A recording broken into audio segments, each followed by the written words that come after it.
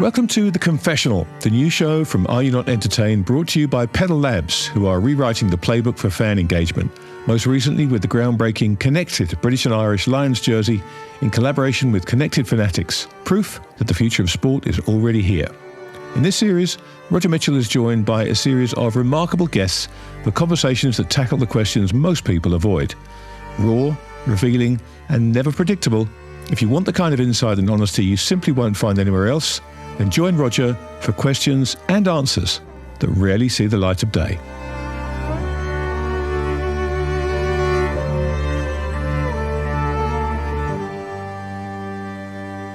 Welcome everybody to another edition of The Confessional. It's becoming a little bit of a special podcast because we bring on what I think are very human people to tell us a little bit more about themselves beyond what we already know. Today we're really lucky. We've got Eddie Pepperell, who's a bit of a favourite son of this podcast, become very friendly with Grant, and we're always looking out for what he achieves. Eddie, without doubt, is one of the most interesting and nuanced sports people in the world. I would also say he's probably considered one of the greatest talents of his generation by his peers. He's 34 now. He should be coming into the peak of his career. But one of the interesting things we want to talk about today is that, at least to some people, certainly me, he seems to have fallen out of love a little bit with the sport that he embraced at 16 or earlier, but became professional at that age, directly from school.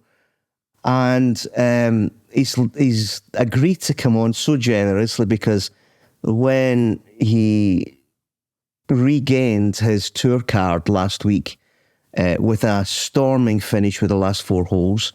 There was an interview that went viral because Eddie explained a little bit the challenges of the last few years. And I just really admire this boy, this lad, if I can say that. And I'm a lot older, so I can still say that. I really admire what he's done, his outlook in life. I write about him a lot, use him a lot in my columns.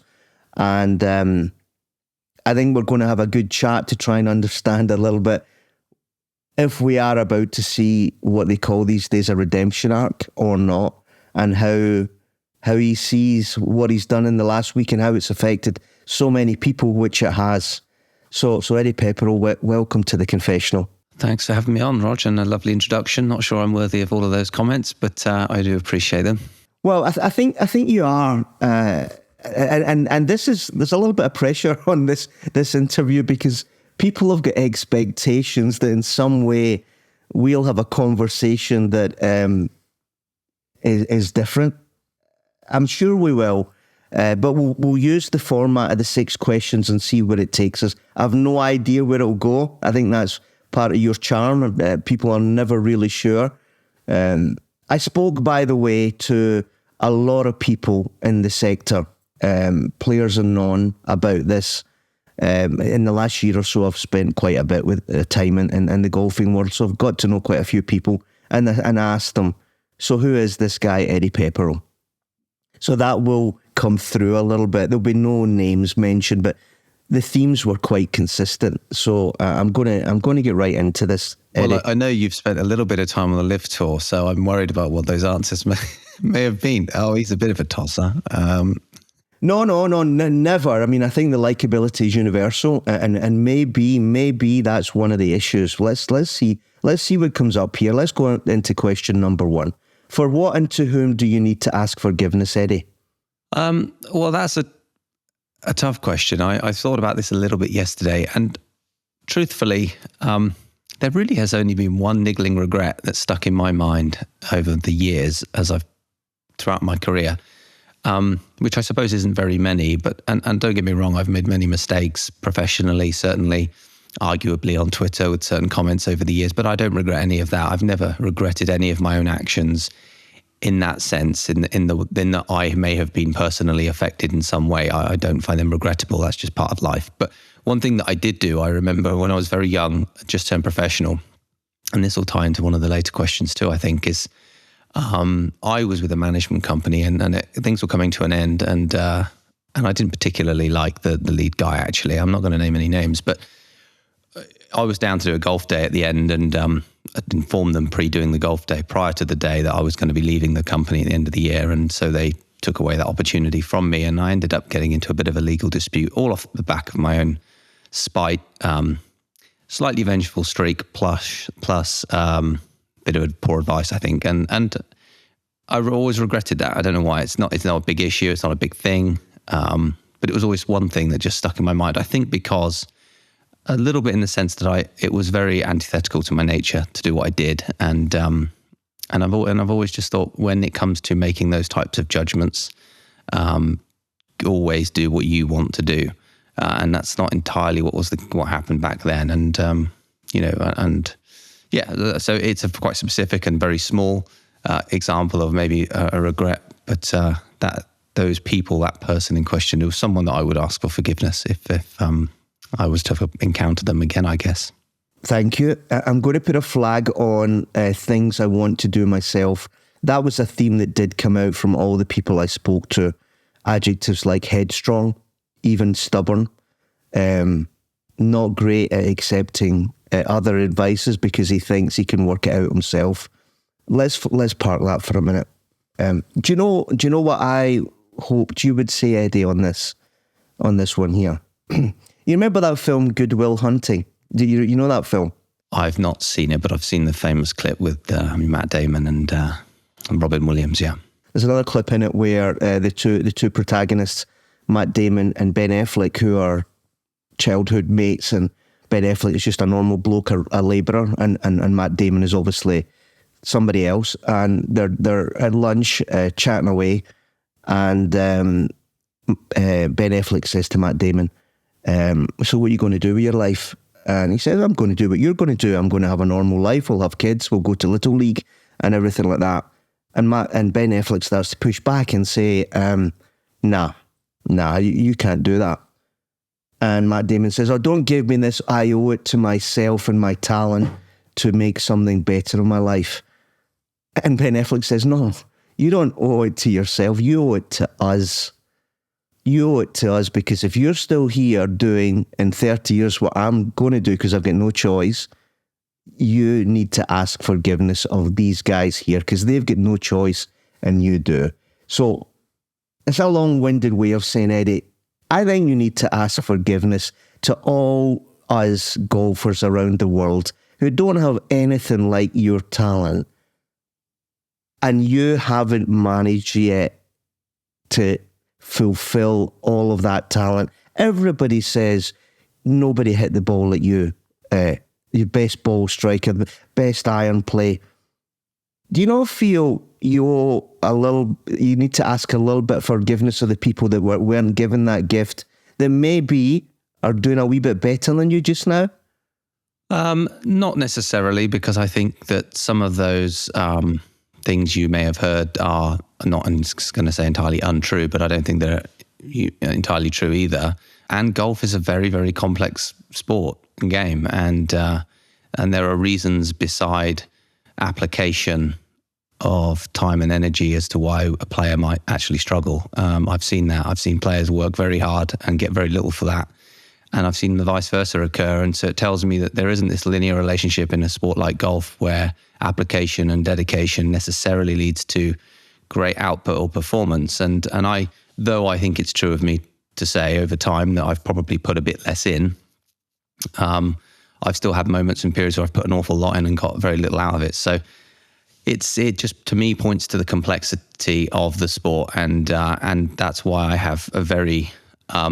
maybe unlike yourself, but I'm particularly not hard on golfers who suffer, because I think I've seen it in myself that it's very easy to struggle as a professional golfer and not reach the performance that maybe you expect of yourself and possibly others expect from you. Yeah. But Eddie, I'm not talking about application. The reasons we will maybe explore over these 6 questions. I'm not talking about that. I don't think anybody's... In fact, it's almost the opposite. You know, one could say you've overtinkered, you've overthought about it. Everybody knows that you're a very, very intelligent guy, but there's a flip side to that. You can't switch the brain off. Golf at the end of the day is about monotony, about volume, about consistency. And in some ways, the more boring you are, the more successful you can be. And you've not got that. You can't turn your brain off. And that's why I'm saying, and whoever you have to ask forgiveness for, you haven't worked that out yet. And that makes us all very, very frustrated. Well, yeah, it makes me more frustrated, let me tell you. And I think that... But does it make you frustrated? Do you still... Well, I think, as I observe and reflect upon my behaviour this year in particular on the golf course, I would have to say unequivocally the answer to that is yes, because I've had moments of immense frustration to the point where it's become self-harm. And I've talked about this on our podcast a number of times, and I don't make light of that issue. And it's not something I do away from golf, but in and around the golf course and in and around golf rounds this year, there have been many aspects of times of this year where I've done such things. And so, yeah, I think the frustration is felt within me massively this year. I acknowledge the underperformance in relation to my potential talent is there. It's a thing. It's frustrating. It's annoying me. But at least what I did a week or two ago is it gives me an opportunity to at least resolve some of that as I move forward and gets my foot back in the door. And then hopefully I can restart the journey upwards. The reason I asked that, and it's not just to be difficult and seem as if I'm asking tough questions on a podcast. That's not what the confessionals are about. There's just so many quotes that I read about you that sometimes you think, what does he actually want? There's one I found. I enjoy writing. It was one of the reasons I was hopeful I would be playing less golf in 2026. What's that all about, Eddie? Well, I think as I've come to realise over the last year or two, as I've experienced a degree of burnout, and I would point to an episode probably 18 months ago in the summer of 24, where I think at a golf tournament I probably had for the first time in my life a bit of a breakdown, and that was a very unusual event, a moment for me at a golf tournament. So at that moment, I realised there is an imbalance within me, and it's been creeping up across time. It could simply be burnout, or it could simply be something deeper within, reaching up and pulling you down into a form of depression and saying, no, you're fundamentally doing something incongruent with your true nature. And that's something that I do feel is true with me. And so when I rest and when I take some time away from golf and I restore certain things, energy, eat better, spend a bit more time in the sun, spend a bit more time with Jen, being present with the dogs, all of these things, the net effect of them is that I feel much more grounded and balanced within myself. And I prefer that person. I prefer who I am in that moment than the person I become when I'm around golf and then back on that hamster wheel of chasing better performance, etc. And so, yeah, that's why I was...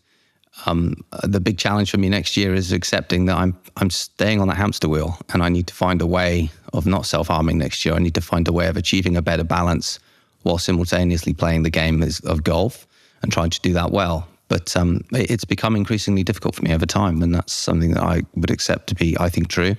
And I'm unafraid to admit that. And I'm 34. I'm not 24 anymore. I think the body and the brain and the psyche just breaks down in different ways now, a decade on, and that will be true when I'm 44. So it's I don't want to get to a point where, I see other golfers and other sports people get to in their mid-40s where their life has broken down as a consequence of them maybe not taking the actions in their earlier years that may have been better for them, even not professionally, quote unquote, because they might not earn the money or whatever, but it was better for them on a very deep level, if I could say such a thing. No, that's exactly. It's a very deep level. I mean, you used the phrase hamster wheel. It begs the question: what has golf been for you? Has it been a means to earn a living, and at a certain point, a very good living? Was it an ambition to be the best? What is it that motivates you now, Eddie, going forward at 34? Yeah, that's a good question. That's something I've been wrestling with a lot. I do think it's undoubtedly true of myself that the passion for the game has eroded over time. I'm not going to say it's completely gone, because I think there are pockets of the game which I still have a real desire for and feel motivated to work on. But when I was 10, 16, 20, 25, I would wake up and the first thing I would almost think about is my golf. Whereas now it's probably not within the first 5 things. So it's become much more, I've had to put myself, I need to go and do it, as opposed to the want, really. And so I think I need to, and I think also what I've been waiting for is for that motivation to come back. Something like Q School to act as a bit of a firelighter that provides the spark that leads to a bigger flame, and ultimately the fire that burns under me that takes me back upwards and forwards. And you can only wait around for so long. And of course, I think we both know that waiting is no good. You need to make it happen. But to try and answer your question, I don't really know what motivates me with golf. I'm not sure I ever have done. I've never been a goal setter. I've always found goals and achievements largely superfluous. They don't really mean anything to me intrinsically. There would be an element of fakery going on just to put something in place to chase. So yeah, I've always suffered and struggled with that. That's a great answer. But so let me ask you then. You're in this Q School last week, couple of weeks ago, and you're looking down the back straight, and you know what you need to do. And you found something. We come on to what that is in a minute or later. But how did you find that? What gave you the motivation? Was it, if I don't qualify here, my life is at a lower quality because I'm not earning as much, I have to travel economy? What was the thing that said, come on, Eddie, we need 4 birdies here? What was the thing that motivated you there? I mean, I think the first birdie wasn't really born out of motivation. It was, I was kind of resigned to my fate a little bit in that moment and quite accepting of it. I just happened to hole a 30-foot birdie putt. And at that moment, I thought, well, now this is possible because I can definitely birdie the final 3. They weren't nearly as tough as the 15th hole, which I happened to birdie. And I did really take on the moment on that 16th tee. That was something that I think ultimately led to my emotional interview. I poured an awful lot of energy and intensity into that last 3 holes, those last 45 minutes. Exactly why I did that? There was an element of me coming down the last that didn't want to do what I did last year, where I missed by 1, fell just short. And so I thought I wanted to, as Laurie referred to, slay that dragon and put those demons to bed, because that's a cool thing to do. But I think a lot of this stuff ultimately with me is born out of my mum's side of my nature. And that is just this kind of invisible resilience to just keep going, the resolve to just keep going. And not because it's the inspirational thing to do or the heroic thing to do, simply because that's just what you do. And she's Irish, and I see that in a lot of Irish people. There is a resolve, there's a toughness in that cohort of people. And I think that's in me. And I think that was probably just an example of that coming through. And I think that's what I admire in a Rory McIlroy, for example. And I would also say I admire in a Chris Wood. You couldn't look at 2 players with very different outcomes in their career, but I still see this immense resolve in both individuals that I fundamentally have such a huge degree of respect for. So I think that's probably present in me, but I'm not doing it to be the hero. I just do it because I think that's kind of who I am to a large degree. Who you are.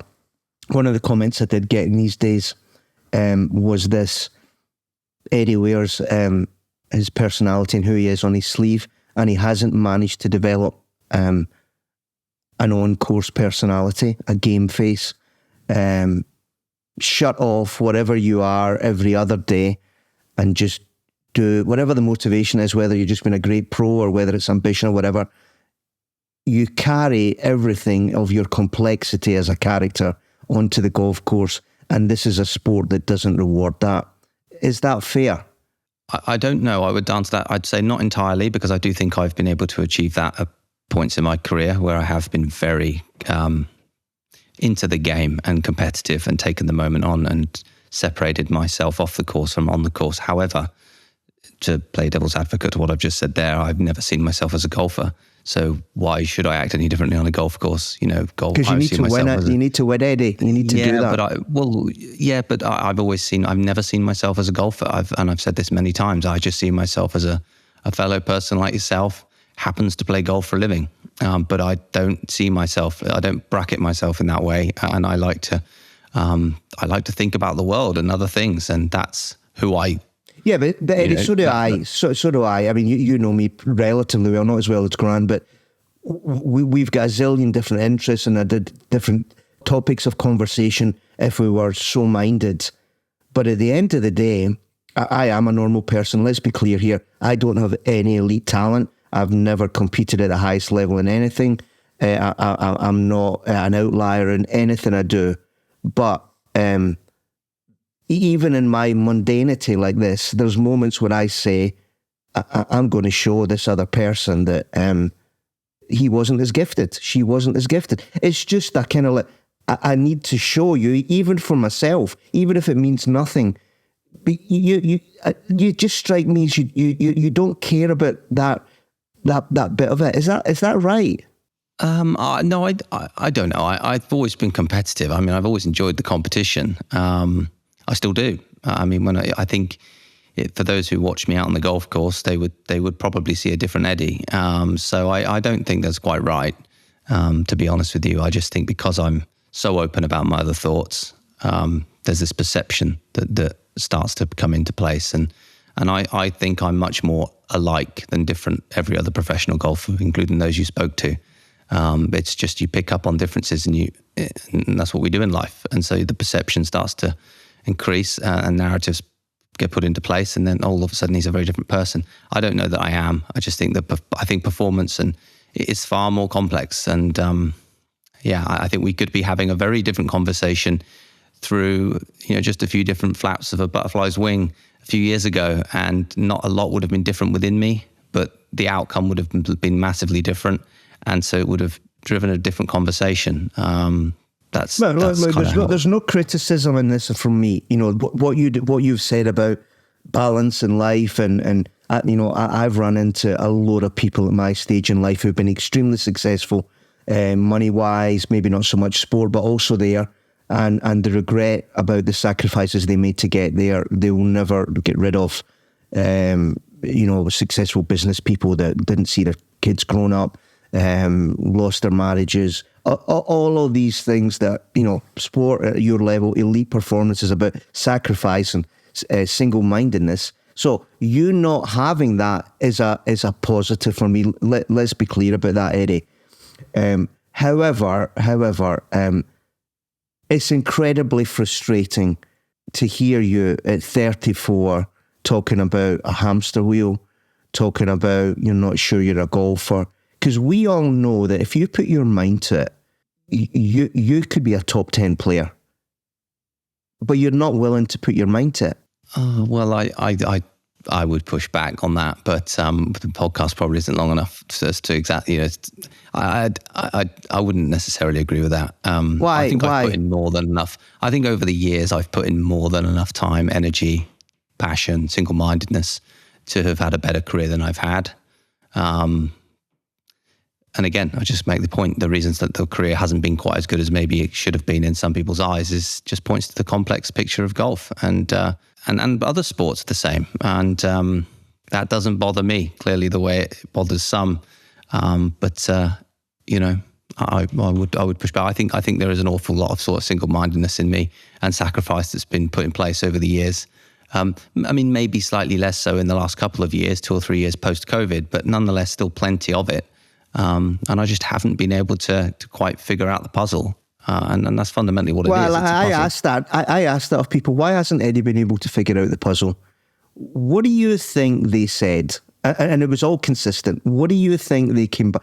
Basically a stranger, or not a friend. So they were relatively cold in their answer. What do you think they said to explain exactly that? Well, I suspect that he maybe hasn't let enough people in, hasn't taken enough advice from others who probably know exactly what it would take. I've definitely pissed around too much, certainly with regards to my golf swing. I haven't spent enough time. I touched on this on a recent blog. I haven't spent enough time doing the same thing over time. But I would just on that say, and I remember Padraig Harrington telling me and us as Walker Cup hopefuls this a long time ago when he was in the midst of his success, mid-2000s, and he said, your ability to do the mundane day in, day out will determine how good you become. And only a few years later, he was hitting drivers off tees at tournaments as Happy Gilmore. Now, there's a very successful golfer who knows exactly what it takes, and he couldn't still do what he knew was right. And so that points to his nature. And I think we have similar natures, myself and Padraig. We're curious, and we get bored easily. So it's a difficult thing to achieve. It just is a difficult thing to achieve. And I think if I was to have some regrets as it relates to my professional career, it would be not having put people in place for long enough periods of time, so that what doesn't occur is this sort of knowledge gap that I think now has occurred between what's in my mind and what's in other people's mind, and bridging that gap becomes difficult as to make progress. That's exactly what they said. That's exactly what they said. And of course, I read those quotes about the knowledge gap. I must admit, I didn't fully understand it. Let me try and read this a little bit. Over the years, my folly around coaching has led to a place where a knowledge gap has opened up. Nobody knows in my mind how best to make me tick, because I haven't allowed that to ever truly occur. And so taking the leap of faith necessary to work with someone who could make me tick feels quite daunting. I should add, I have taken these leaps in the past and it has failed miserably. So most of the answers that I got were around the fact that you're not easy to coach. You won't commit to a process without starting to tinker with it yourself or try and break it down yourself. You haven't built a team around you to give you guardrails to protect yourself from yourself. And then, you then go on to say about next year. You talked about this year, Jen was your caddy. That meant that you didn't have any on-course input, which meant you were again doing it all yourself. And you say that you were quite pleased about that. And you're slightly worried about what happens next year. A camel is a horse designed by a committee. And the longer time goes where you make solely your own decisions, it becomes harder to enact the committee the right way as to not end up with the camel. That could be one of my biggest channels in 2026. Eddie, I think people want me to ask you this. You're already putting down excuses for 2026. I mean, you're already writing how the season's going to go. You want to write more and play golf less. You're not sure you're going to be able to work with your caddy. Is that not a mindset thing? Isn't you're not already kind of like laying out how it's going to end next year? No, I think that's just acknowledging the challenges that I think I will face, and I don't think that's making any excuses. Personally, I think that's just knowing who you are, and if I might not know who I am, but I think those comments, I think they're a fairly true reflection of the challenges that I will face, the challenges I've faced. I'm fundamentally talking there about working with people more effectively. And that's, I'm acknowledging what I need to do. That's not making an excuse for failure, in my opinion. So yeah, that's the challenge for me. And I want to take that on. I mean, I touched on it. I have made, I've worked with coaches in the past. I've given them a lot more rope and I've taken it on. And I can think of 2 years in particular when I did that. And on both of those occasions, I lost my card. Became very lost very quickly. So that's the leap of faith that I talk about, which can fail miserably. There have been other instances in my career. In fact, when I've had most of my success, I have worked with a coach for a period of time in the lead up to those successes. However, within that, I've taken a large degree of ownership in those periods, which then preceded the high level of performance. So it's finding the balance between taking information in and taking enough ownership of that information as to make it your own and be very good and efficient with it. And that's something that I used to be very good at, much better, more so than I am now. And where I've fallen foul over the last few years is I've spent far too much time trying to figure things out on my own. And it's too burdensome. And I recognize that. And I think that's what I feel when I practice. I get very tired very quickly, quite stressed. So, I'm just, I think, recognizing my flaws, faults, successes in the past, what things I got right. And yeah. Okay, let's move on to the second question. What's the deal you wish you hadn't done? Well, I was going to tie that into my first question, answer to my first question, but that feels quite small and as we've spoken, more and more pretty inconsequential, I think, in the larger picture. So I would have a hard time answering that question.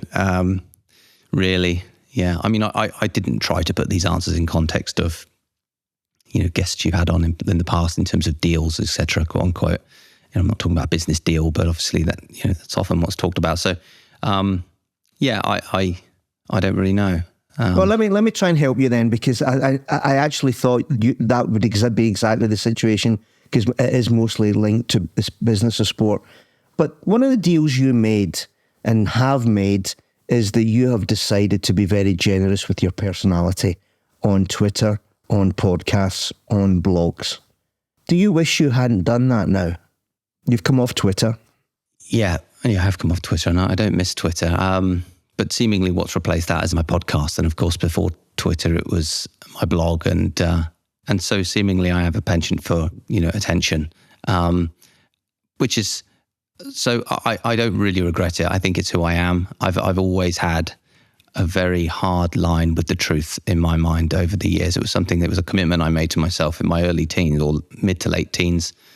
I remember listening to Anthony Robbins, a few of his audiobooks, and they struck a chord. And one of the things they struck, the biggest chord that was struck within me was about truth, taking responsibility and never being afraid to look at yourself in the mirror and just tell yourself the hard truths about who you are, what you are, and what you need to do. And so for me, I think all of those things, my blog, the Twitter, the podcast now, everything else is just my addiction to the truth is something that I think I hold above all else. It's the thing I pursue in every topic, whether it's myself or others. So, yeah, I think I don't know that I would say I regret it at all. It's no, I don't regret it. Life's too short not to be honest and open and truthful. Frankly, I'm not of the opinion that we are up for reincarnation. I think you're here once. So, what a foolish thing it would be to not say what's on your mind, providing it's an additive in terms of value. You don't want to be a drain. And I think at the time when I was coming off Twitter, I felt that I was becoming a bit more of a drain.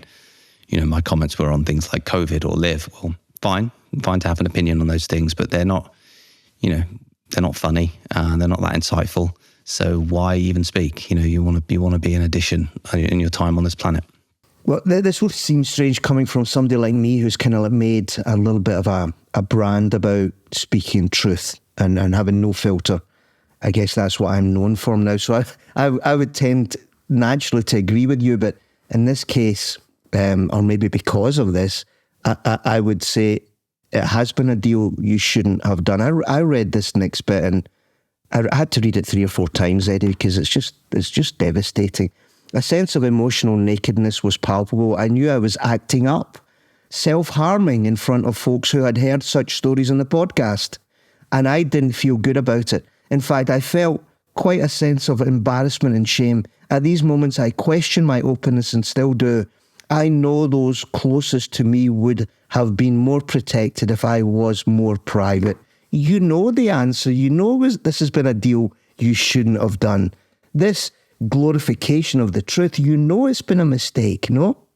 Well, I wouldn't be on this podcast if that was true, because you wouldn't want to have me on. I would just be another plain vanilla sports person. And so I think that's the answer. And I don't disagree with you, and I don't disagree with myself. The people that are most affected are those closest to me. I have a habit, however, of keeping those a distance away from me at the same time. So, look, my ability to be open with the public and yet private with those who are closest to me is something that I've never fully understood of myself. But it's a thing. And so I think, again, to go back to the point, look, I'm to the degree to which I'm popular, it's because of my it's my open nature and my honesty. And I don't do it for that. I don't do it for popularity or attention.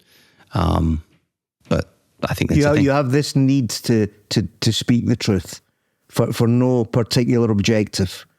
Yeah, I would say so. It's not really a choice. It is a need. I think it is a need. It's something something that's stirred or compelled within you to feel the necessity to go out and say what you think. And that was certainly present during COVID for me on Twitter, and it was certainly present during Live.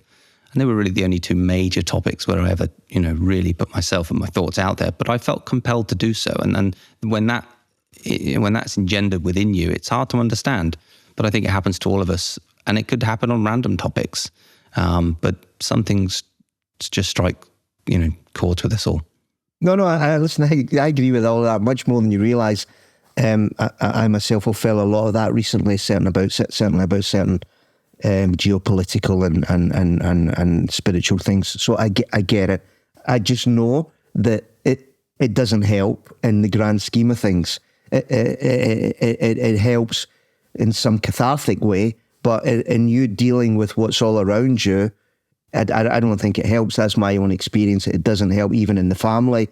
You get more involved in talking to the ephemeral world out there as opposed to the people beside you. And then, anyway, I'm glad you're off Twitter. I don't listen to your podcast because some podcasts you don't get to. I've heard it a few times. It's excellent. But I think you have been too generous with your personality.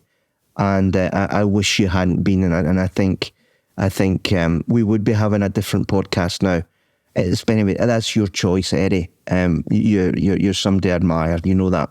Question 3. Who's the person you wish you never met?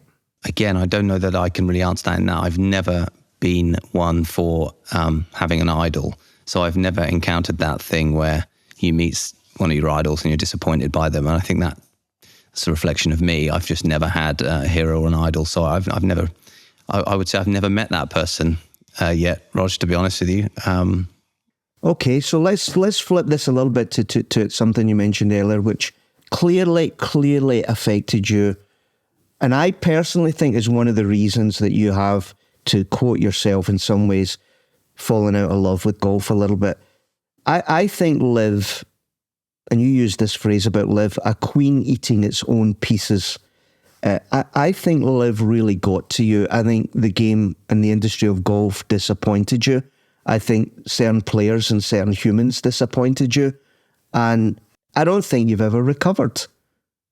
I think Liv really affected what you believed your sport was. Is that fair? I don't think I'm affected by it now. I do think there was a good year where I spent too much time and energy thinking about it, talking about it, writing about it, but or tweeting about it. But no, I think I've become slightly more cynical, less naive over that period of time. I certainly was disappointed by some players because to me they held the cards to a large degree. I think what's been interesting over the last few years is actually maybe they held the cards less than we thought, but I still nonetheless do think they have the value. And so, it's not about, I think what I found disappointing was that they made the easy decision, and it's not about right and wrong, it's about what's difficult and what's easy. And I think a lot of them took the easy road, and that's fine. But that's not how you leave a legacy. That's not how, to the degree to which we are custodians of anything in our time on this planet, it's that you try and leave something in a better place than you found it. And I would argue that the decisions that were made by a lot of the folks were never going to do such things to something like the DP World Tour, certainly. So, that was one of my major gripes and disappointments I had with some of the players. But I understood them, and I still get on with them all. And, a lot of it is water under the bridge, I would say. Certainly from an emotional standpoint, we would obviously still disagree on lots of other things, however.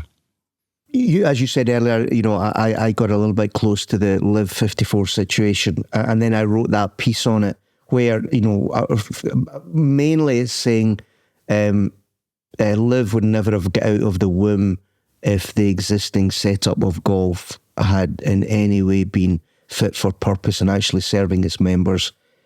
Do you still feel I'm wrong in that? And that despite your stewards not being up to it, you still have a loyalty to this strange thing called tradition of the sport? The question really is has what Liv made anything better? What is better about Liv than the DP World Tour or the PGA Tour? And I would say very few things. It would be different if indeed they were to come and innovate in a way that was clearly adding or bettering the sport, but I just haven't seen that occur. You may have done, some may have done, but I personally certainly don't feel that way. And so, yeah, for that reason, would still remain entirely loyal to the foundational and cornerstone values of the DP World Tour, the PGA Tour, the game of golf as it's historically been played. Now, and I don't disagree with you when you start to talk about things like product market fit, for how long these things work in the modern world as TV changes and consumption changes. And that's a slightly different question. But, and I agree with a lot of your positions on that, those types of things. But fundamentally, I think it is also should be within the mind of any player and any sports person that what are you trying to uphold here? And to me, did away with a lot of those things that I don't think bettered the sport ultimately. No, I get that. I guess maybe I framed it badly. What I'm talking about is loyalty, and I'm asking this because I think you are driven by all these laudable qualities. If I had been a player like you, and as you know, this golf is my father's sport, and I know that he would have wanted me to stay in the tour, I would have looked at the leadership of the DP World Tour and the PGA and said, nah, I feel absolutely free to do whatever I want to do because these people do not deserve my loyalty. That's the point I'm making, Eddie. And I'm pretty certain that's the case. I didn't feel that way. There was progress occurring. Prize funds were still increasing. Playing opportunities were going up. It's not as though times were tough for any of us. And so it's just a much more, a financial better opportunity came along for many players at points in their career where it was particularly inviting and enticing to not turn down. And that's what we've seen happen. So, I don't disagree with you entirely that certain things could have been done better across time. I think I like what you say about having paranoia as a leader. I think that is essential, and definitely in hindsight, Keith Pelley or Jay Monahan should have had more paranoia present. But you can't make the argument, in my opinion, that they were failing because, as I say, prize funds were increasing in line with and beyond slightly inflation. So good things were occurring. The business was on a steady trajectory up. They weren't failing. The biggest winner was Jay Monahan himself, with the way he was getting rewarded for those media deals. But let's not go into that. But I take your point. It's very nuanced. All I'm saying is, I personally, with all the kind of like parental feeling I had to the game of golf, I would have done what the Live guys did. Mainly because loyalty was gone. I wouldn't have felt, and I know some things now about how that went down. I don't think that the leaders of golf in the two tours covered themselves in glory, and I think that's affected you. I think that's one of the reasons you call it a hamster wheel and everything like that. I don't think you should be calling your sport, your profession, a hamster wheel when you're still very much a young man. If I was in a position where I felt entitled to offer you advice, which I'm not, we're on the podcast, I would say, Eddie, you've got 10 years where you can dominate here. But something I did take umbrage with in your piece was where you talked about the tour, one of the words you used, disowning me, cutting me aside. But that wasn't the tour, that's just competition. And that's what golf is, and that's the beauty of the DP World Tour and the PGA Tour compared to Live, especially compared to Live. It's that it's open, tough competition that's cutthroat in nature, and that's nothing to do with the DP World Tour. The leadership didn't throw me to one side. No loyalties were abandoned.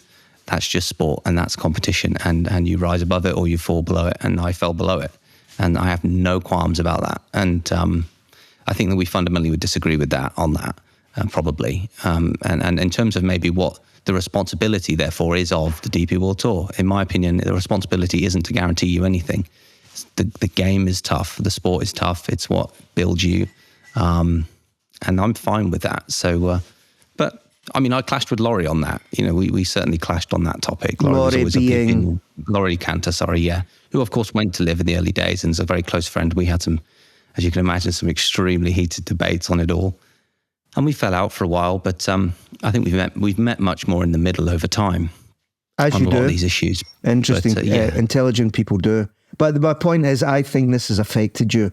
And I blame the industry of golf for doing that, like I blame all sports for not finding the middle ground and the existing governance, the existing owners and stewards just putting up a brick wall and saying, no, we're not changing, I think that's a problem for the whole of the industry.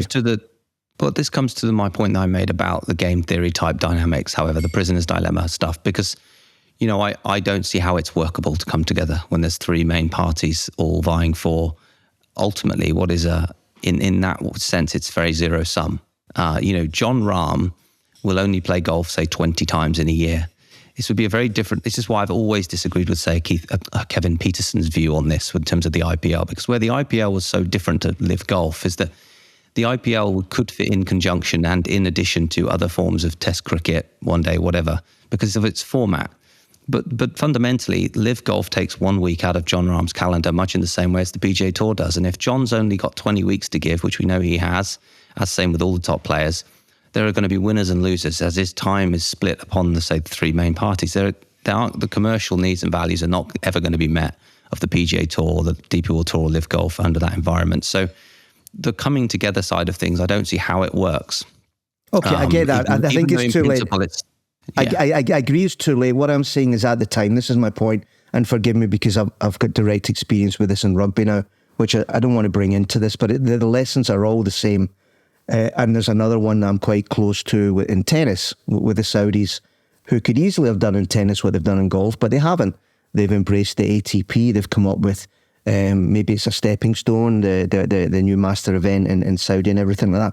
What I'm saying is that I'm absolutely certain, just like rugby's doing, that golf took a no negotiation stance at all with people who they could have leaned on for new capital and for new ideas or another way to be additive. Now it's too late. I agree with you, but that's my view on it, is that they made a dreadful mistake, as rugby is making a dreadful mistake now. And I understand you more than you know, because these things have affected my view on sport, and I'm not even a protagonist. You know, and you are, so I can imagine how you then say, well, what's all this about? You know, and the love goes and it becomes a bit of a grind, and, you know, you're thinking you want to write more and play less golf. I get all that, Eddie. I get it. I'm just sad because I think you are really unique talent. And I don't think it's possible, because I think you're too bright to allow anybody to dominate your mentality or coach or anything like that. But I think if you could get your head together, you could be a top 10 player for the next 5 to 6 years easily. Easily. You just need to get your head in the right place. And maybe you don't want to get it there. Maybe you are, you know, I've only got X years left on this earth. I'm not coming back, you know, so I've got other priorities. Golf is the sixth thing, I think, when I get up in the morning. I get it, fine. But you need to allow us and all the people that love you to be very frustrated by that. You need to allow that, Eddie. That's the thing about Ed Goodwin hunting at the start. You owe it to us more than yourself. Go and win some stuff. Well, I'm not trying. I can assure you that. All right, let's go into the next question.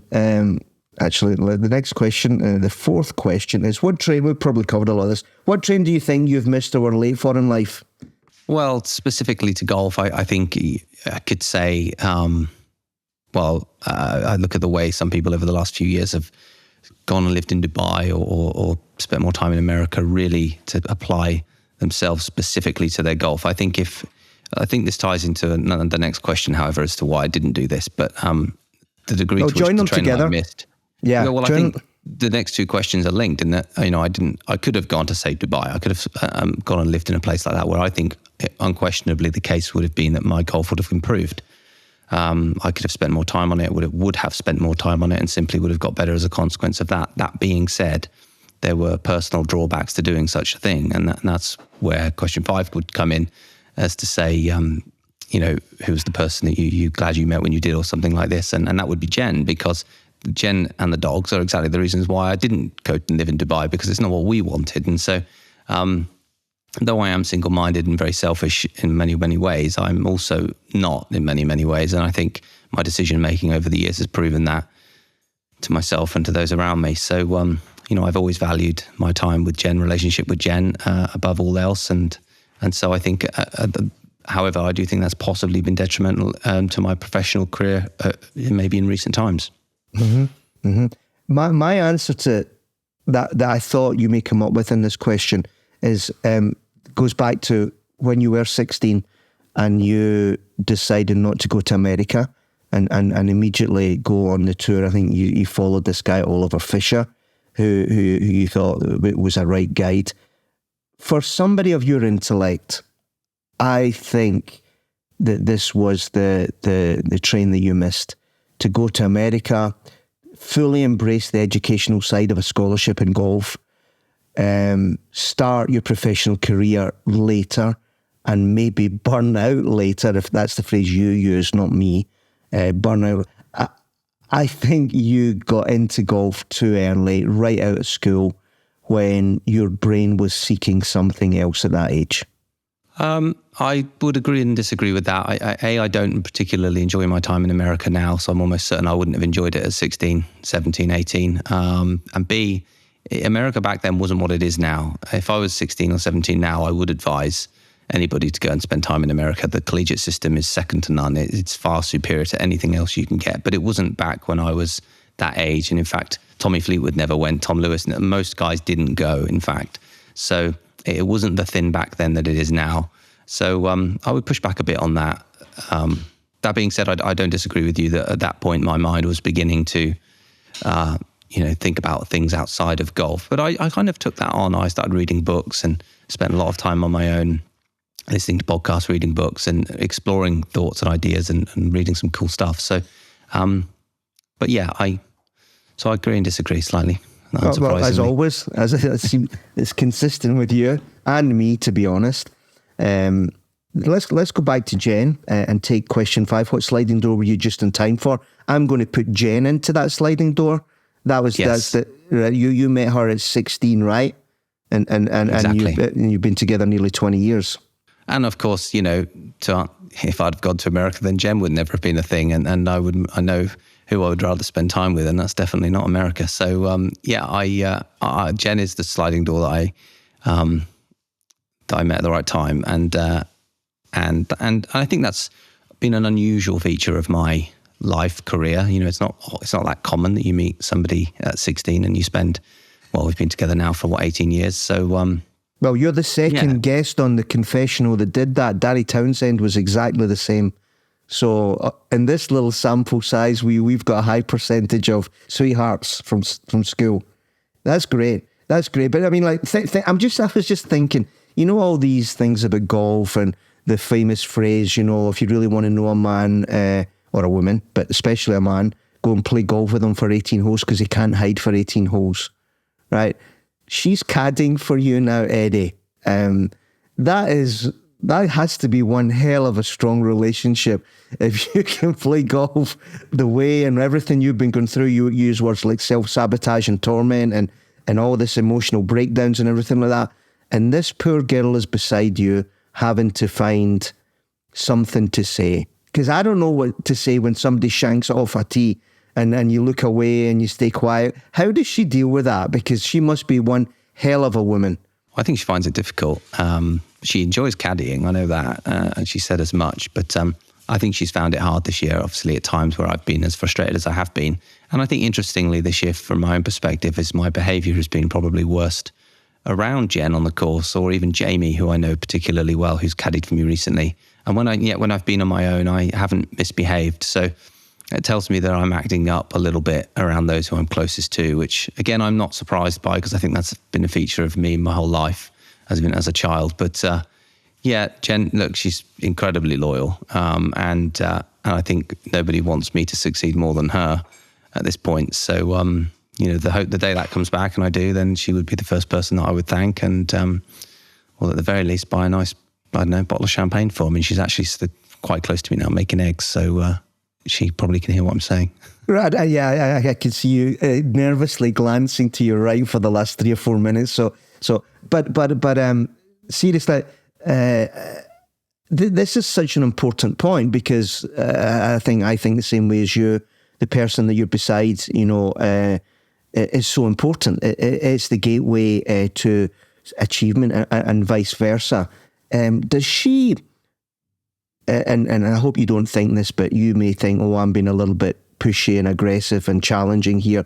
does she ever say to you, Eddie, oh, for goodness sake, get rid of this kind of like self-introspection, just bloody hit the ball. You're the best there is. These people can't lace your boots that you're playing with today. Just show them. Does she ever say that?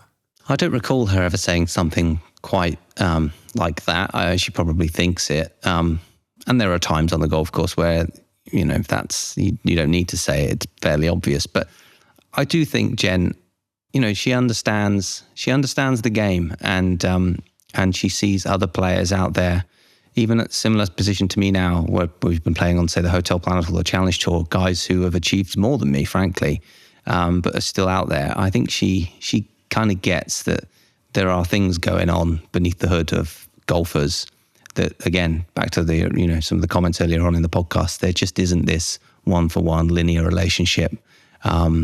It's a very, very muddied sport, and then it becomes muddied psychologically, which makes it even more challenging. And I think Jen fundamentally obviously knows me better as well as anybody and knows who I am, how strong-minded and strong-willed I am.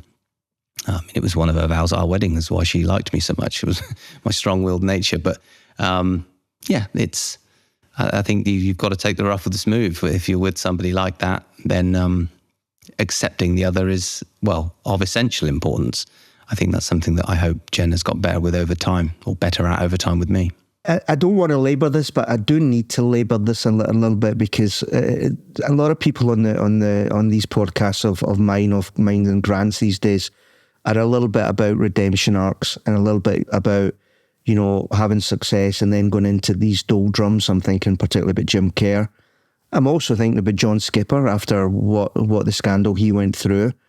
And I can certainly say, because I know Jim Kerr better, certain people went to him when he was feeling it was over, and, to use his phrase, grabbed him by the collar and put him up against the wall and told him what he was capable of. If somebody came to you and basically took that strong approach to saying, Eddie, really, come on, I'm going to be very brutal with you. How would you react? Would you just kind of disengage and say, I don't need this in my life? Or is there somebody that could just get you going really, really passionately? I would probably tell them to do one, depending on exactly when they came to me. But, it'd have to be organic within me. And it would have to be organic within you. It would have to be unquestionably, and that's always been true of me. But that's, again, I would just want to make the point that I think time counts for a lot. We look at these stories and we try to pinpoint a moment in time and say, well, that was the turning point. Where actually, what the turning point was is that the person just kept going, and so it was time that took care of things. And we create these illusions that people do something, or something happens in one's life, and that is the moment. And for some, that's true. But I do think for more than often than others, it's actually just keep putting yourself in that moment, exposing yourself time and time and time again. Oh yeah, resilience is huge. Resilience is the thing. And I think the degree to which, if I am successful in the future, which I hope to be, and I think I could easily be, that would be it. It's just that I just kept doing it, and ultimately kind of figured out one or two slightly nuanced things, unusual things, even surprising things. And my cousin, who's dead now, but was an actor and was in the Archers, and he always said something to me which always stuck with me, is that he said, your ability to surprise yourself, to give yourself the opportunity to surprise yourself. And I thought, that means something quite profound, I think. And I've had moments on the golf course over times where that's happened. And it's at that moment where true confidence begins to blossom. And maybe that's the thing. Maybe I'm on a golf course next year and something just happens on one tee box or on a series of holes. It could even be Q School, where I put myself in there with the shot, surprising myself. I did, and that led to some great performance across time. And maybe that was Q School for me. We're all hoping that. I would say that it's not as organic as that. And the question that you said that you weren't sure how to answer, because none of us really do, or maybe we do, is what motivates you. For some people, it could be, there is no way I'm letting this person be better than me because he hasn't been blessed with the same things I have. That's one thing. The other one is the Michael Jordan thing. if you ever diss me, I'm just going to throw it right down your throat. I don't see either of those bits of nastiness in you, Eddie. Would it be fair to say that you're too balanced and too nice to have that edge at the elite end? Quite possibly, yeah. I think that's quite possibly true. I don't have those things in me. Nothing ever means enough to me to want to go and show them right, put them right. It's kind of water off a duck's back, and it is what it is. So, yeah, you could be right there. And the degree to which I will do it will again be off my own back. It will be because I want to apply myself. And that's the question. That's the question for me moving forward is, can I rediscover the passion that I once had? How am I going to do so? And I've definitely been waiting for it. Waiting isn't enough. And you've got to make it happen. So, and that's something that I've struggled with post-COVID. And I think a lot of people have. I think COVID did something very odd to a lot of people's minds and determination, motivation, endeavor, risk-taking. So, yeah, I think I'm overcoming that much more so than the live stuff. I think it's actually it's a long COVID, not in terms of its, physical health implications, but more just the psychological impact of such an event. Yeah. The last question is this one. What person, maybe you've answered this, what person do you owe most to in life, but you haven't yet told them enough? Second part's important as well. I think that would be my dad. Unquestionably, he's just a great dad, but he's a great person. He's a great bloke, really. Everybody loves him. He talk about somebody that is universally popular. It's my dad. He's been to more funerals in the last few years than I can care to imagine because he just knows so many people or wants to be seen, marking his respects for those people. So he's a great guy and he sacrificed an awful lot growing up for me, my brother Joe and my sister Emily. He worked at Rover for 25 years as a tool maker, grew sick and tired of that and just decided to up sticks and run a football club with a friend.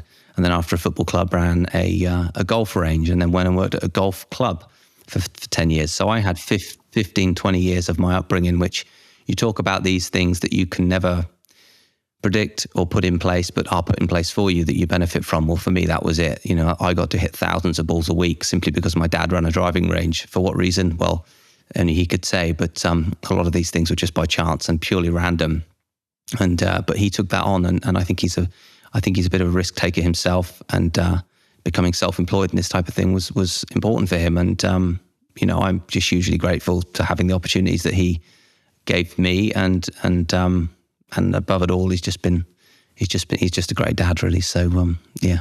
You may not want to ask this, but I think it's fair to ask it.